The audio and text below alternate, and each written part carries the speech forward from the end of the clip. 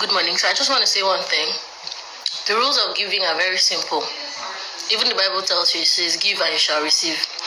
If you're being pissed that I'm getting gifts and everything, maybe she's actually doing something right. Maybe she's actually giving to people. And I don't know how, maybe you're expecting that I should come and also be announcing that, oh, I gave to this or I gave to that. Not all of us have that mindset.